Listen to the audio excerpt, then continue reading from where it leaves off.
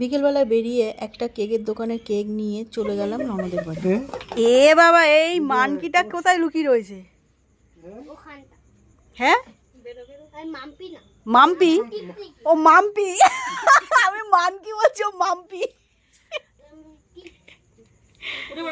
হ্যাঁ, তুমি টিকটিকি?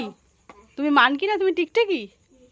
ওরে ভগবান, কথা শোন। এটা হচ্ছে আমার ননদের ছেলে, একেই দেখতে গেছিলাম। এর শরীরটা ভালো না, তাই জন্য একে একটু দেখতে গেছিলাম।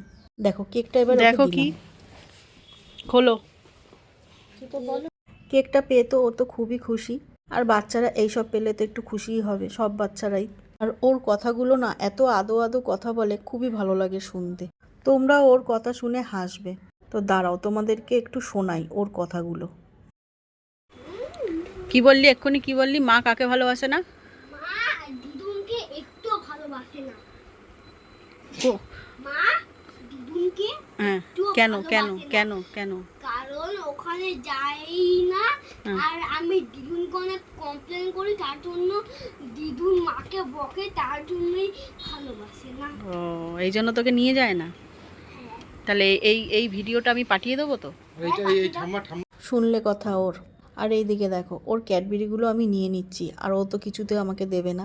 লাস্ট পর্যন্ত না পেরে বলছে যাও নিয়ে যাও, কিন্তু মন থেকে বলছে না। টাটা করো, টাটা বাই বাই। এদিকে এসে টাটা করো। টাটা করছে, আর এদিকে ওর চকলেটগুলো খুঁজছে। চাবিটা কোথায়?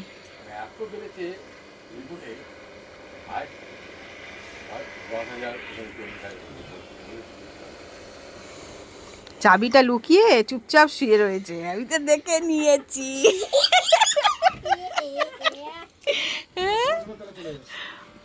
দেখো চাবি লুকিয়ে চুপচাপ শুয়ে রয়েছে। হচ্ছে পুগলুর কাণ্ড। তো তোমাদের কার কার ভালো লাগলো পুগলুর কাণ্ড তোমরা অবশ্যই জানিও।